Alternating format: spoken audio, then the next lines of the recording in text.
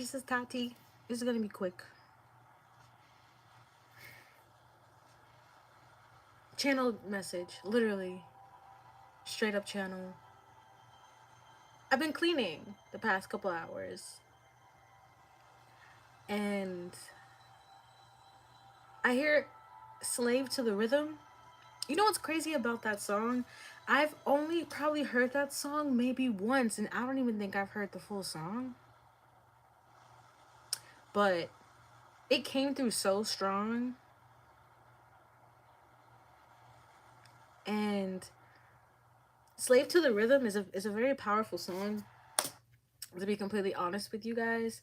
And I think I'm feeling her energy because I do think, and I honestly I feel it. I think that there's an attack on higher vibrational creative people. I think there's an attack on our minds, there's an attack on our spirits. And for the love of me, I don't know why Grace Jones energy stepped around me the way it did, but it did for a reason, because I think there's a revolution happening spiritually for a lot of creative people.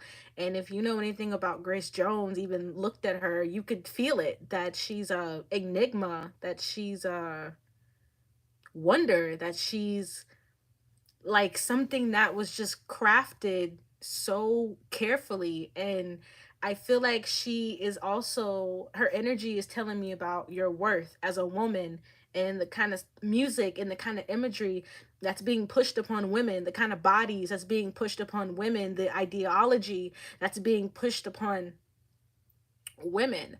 I think we are gonna have a very powerful wave of women coming the next 10 years. The next 10 years, we're gonna see this intense wave of feminines that are truly divine. Grace Jones is truly divine feminine.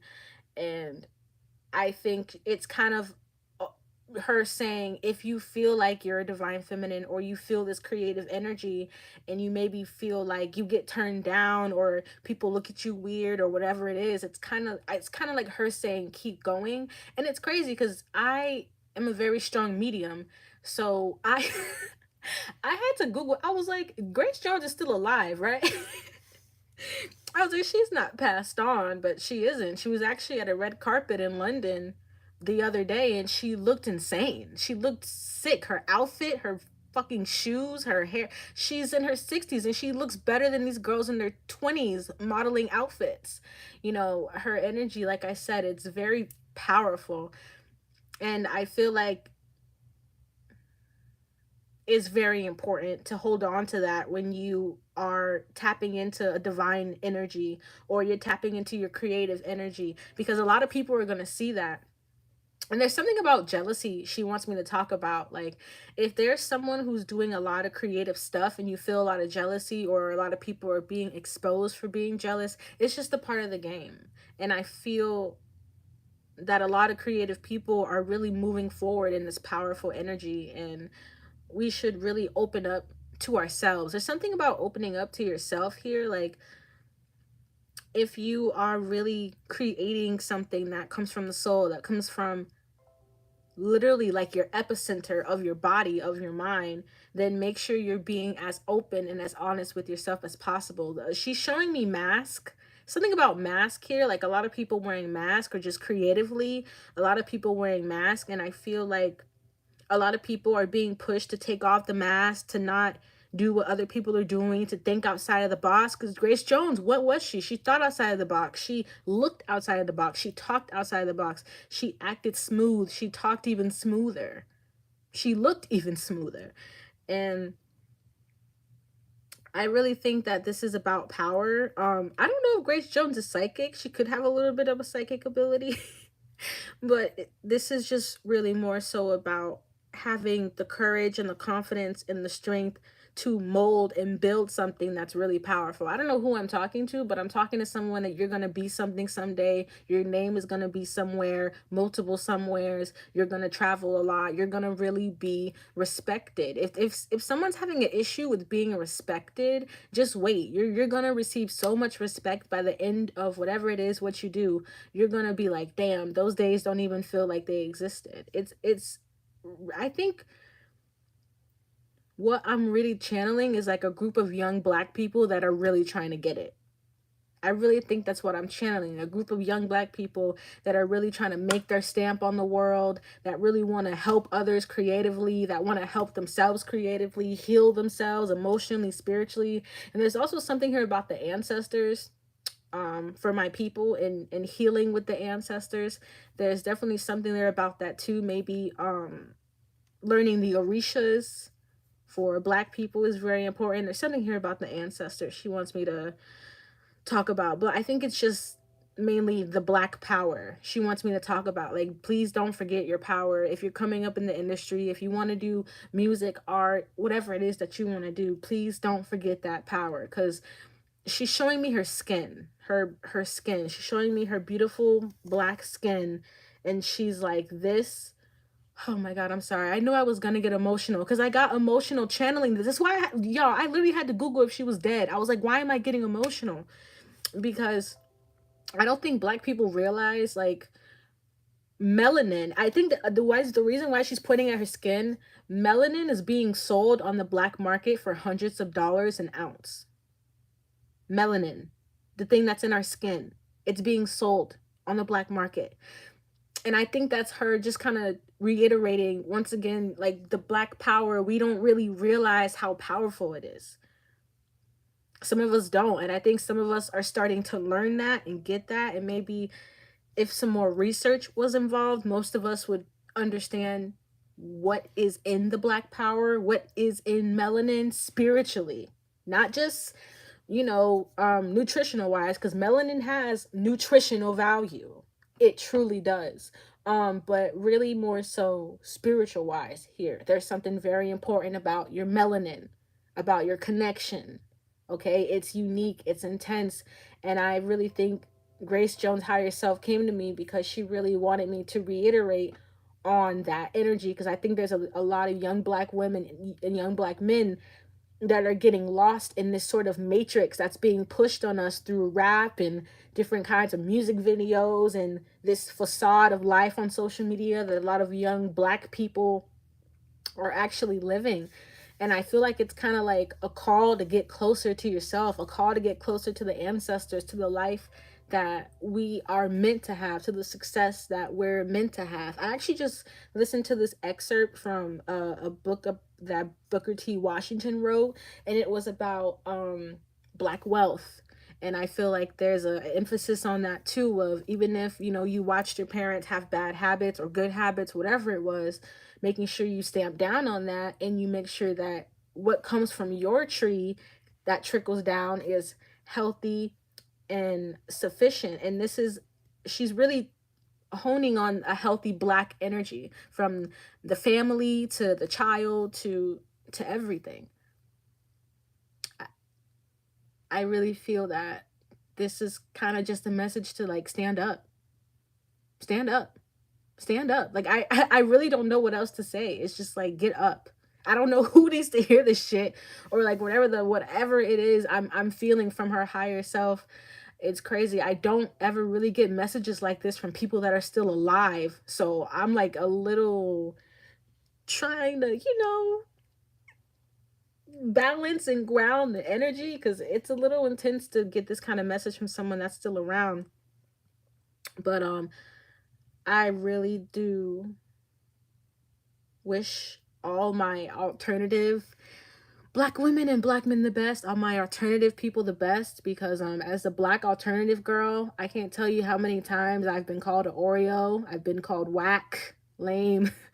And it's sad. It's sad because I can tell those people that called me whack and lame, they just wanted to fit into something they probably don't even like.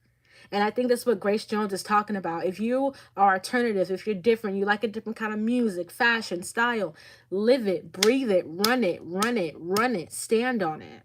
I think there's a lot of people that are trying to fit into this weird facade that's not even them. You know what I'm saying? Run free, be yourself, have freedom, because there is a play on the black energy right now, a big play. And my alternative black men and black women, my alternative people, go hard in your art, in your words, in the way you dress, in your hair, whatever it is. Go hard, be alternative, because we need that energy. And like I said, in the next 10 years there will be this wave. The next coming 10 years there will be this wave of genuine artists, of genuine people, genuine fashion, genuine creatives that's rising. There's a lot. I feel like she's showing me a lot of young black people that are rising, a lot of young people that are rising out of hard energies and are using their creativity to move and heal. And I think that's very beautiful. And if you've been feeling like you've been pushed into your creativity, run into it, go hard. Don't have no fears. Oh my god, I don't know why I am so emotional, but I really do think that this is what a lot of young people struggle with, is being cool, or yeah, being cool, whatever that means during the time. Times change all the time, but right now I think the examples of being cool are very toxic. Very toxic on my community, very toxic on other communities. And even if someone calls you lame, fuck it, they're lame for calling you lame, because they're probably into certain things behind closed doors, and they probably I can never my friends can never know I listen to this, or my homeboys could never know I play this game, or my homegirls can never know I'm really a nerd and I read this book. Like, there's really, what's crazy, I didn't think there were still people out there that judge like that, but there are. There really, really, really are. And it's sad to me that instead of just going, oh, that's cool, oh, that's interesting, you have to call it whack or lame, because the idea of something so different, so vast, so expressive could make you feel uncomfortable. And I think really that's what I was feeling this message for, is to just be comfortable and express in your own skin, and don't look at how other people are expressing, because at the end of the day, that's them, you're you. There's just this really big emphasis on creativity and being yourself. I don't know who needed to hear that. Maybe someone's been trying to fit in. I remember when I was younger, I tried to fit in and I was like, who am I kidding? I'm the most alternative black girl there is. And it took me a long time to love it. And why am I about to cry? What is going on? Oh my god, I know this is some real channeling, because I've been feeling emotional since I picked up the message. And it's like personally, I had to really, like, even a few weeks ago, I showed someone a song. There's this really cool band called Death Grips. You should check them out. It's like the head guy's like a rapper and some guy playing drums and guitar. It's a really cool group. um I showed someone that group, and even their reaction to it was lame and whack and it's too different. And I think that's maybe why I'm crying, is because, like, I think our people have been put in this weird ass box that if you branch out and want to do something different, it's like people look at you crazy. And there's a lot of judgment in our there's a lot of sorry there's a lot of judgment in our community. I don't know why this is making me emotional. I've been crying for like 15 minutes. There's just a lot of judgment in our community. And I think it's very important that we really, bring that energy down from ourselves. And when we give it to other people, it's important. That there's a lot of young black kids struggling right now. I don't know why I'm crying. Maybe because I was one of those black kids, but there's a lot of young black kids struggling because they are different, or they do express differently, and it sucks. But it's like, in a way, let that be our fuel, because as I go on my own creative journey and I flourish and I get higher in my own energy, and I big up my other people, it's just so important that we don't let those words make us feel like we were ever out of place, or that we were ever not needed or wanted. No, I think right now this is the biggest time for us to create.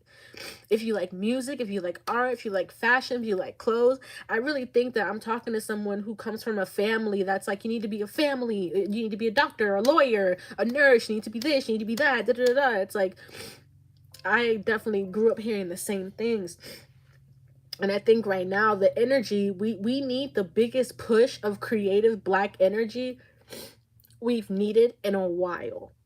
The energy for our people, oh my god, I'm gonna cry again. Like, I like sometimes the visions I have of my community is so sad. It's so sad, and like I don't want to get on here and talk about that shit because I know my young black women, my young black men, I know that there's a struggle that we're all dealing with, mental, spiritually, emotionally.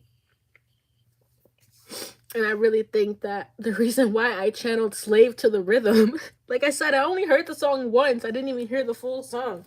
But I feel like it's kind of like be a slave to your own rhythm. Oh my God, what? I'm like trying to offset the emotional, but it's so emotional because I get it, and I know a lot of young black people, people try to push us into this box.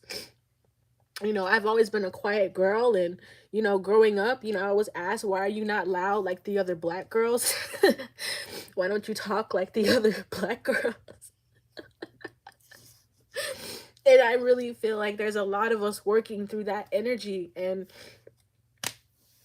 just listen to your heart, man. Listen to your heart. Don't listen to the negativity.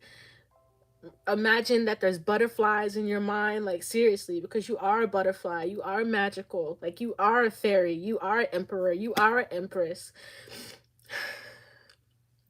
If someone was creating something and you stopped, keep going.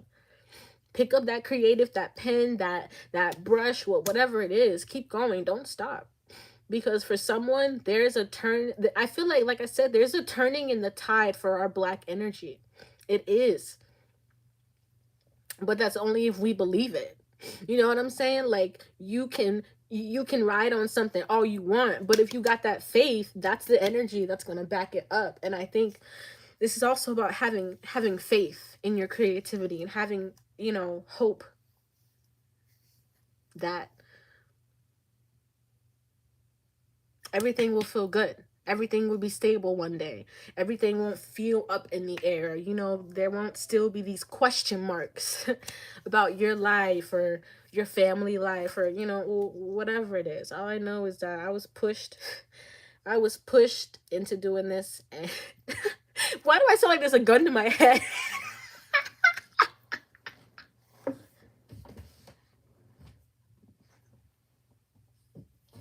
Woo, that made me laugh. But this message was just, I channeled it so hard that I really could not ignore it, and I've been feeling emotional for a few days, and maybe this is what I was feeling, you know, just people being afraid to really express themselves and move past difficult energies, and maybe even their own family. You know, I know a lot of young black people, young people, we've had to move away from our families. I had to move away from my family. A lot of things that should not have happened to me by their hands. So I know there's a lot of young people that are dealing with that energy as well. And hold on to your ancestors, hold on to your prayers, because there is a breakthrough for our energy. It's coming, it's already here. Gotta have that faith. And you want to know what's crazy? When I was looking at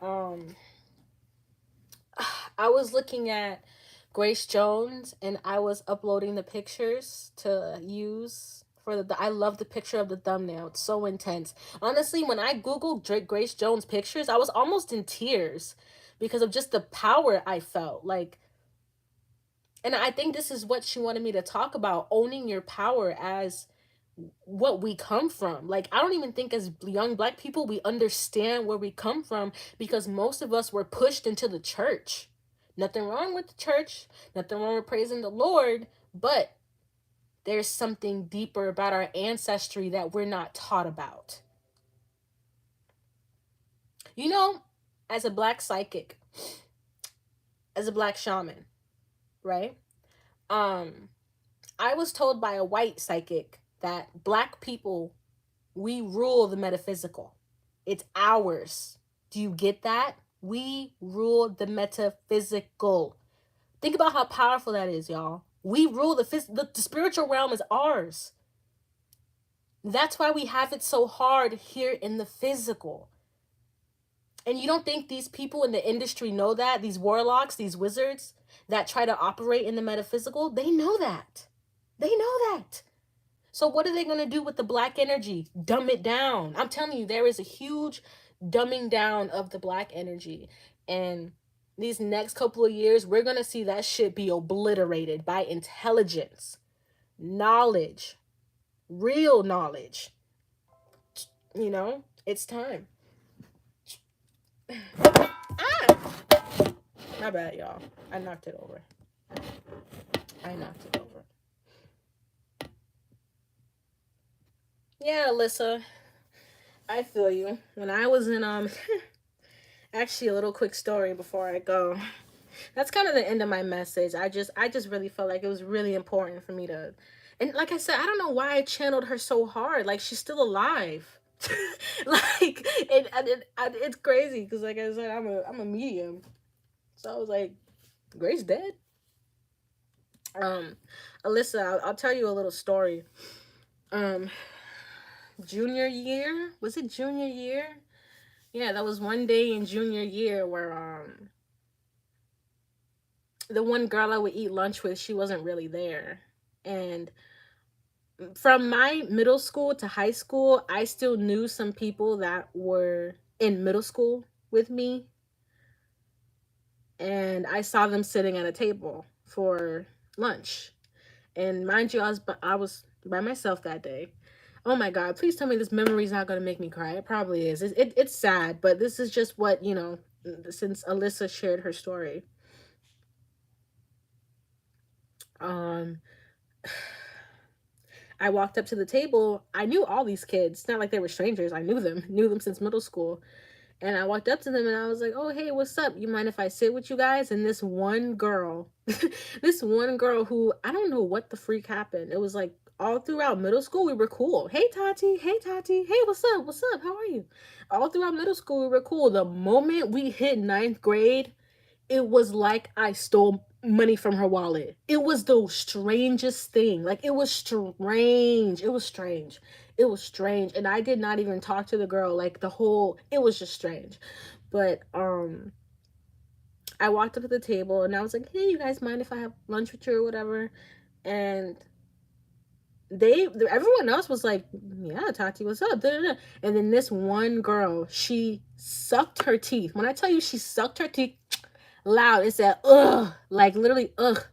Like, does she have to? Like, why are you here? Like, literally saying that to me. Like, does she have to? Why are you here? And mind you, this was another black girl, you guys. This is what I'm talking about. This is literally what I'm talking about. Literally, this was another black girl. Okay. And oh, what do you want to sit here for? Da, da, da, da. And you guys know that I walked away and I ate lunch in the bathroom. I said I ate the bathroom.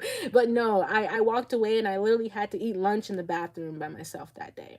And everyone else at the table was looking at her like, what are you doing? Like even they were confused. I was shocked and it didn't make any sense to me. It was just straight up bullying. And like I said, this was another black girl. I really do think these next 10 years, there's going to be a lot of progress in the black energy. It has to be. It has to be. We're not treating ourselves right. Forget our personal relationships. Are we living to the fullest? Are we letting certain thoughts keep us down? Are we letting certain ways of life keep us down? Certain expressions keep us down? Question mark. Think about that as a young black person. What things that you see in everyday life are you keeping in your head?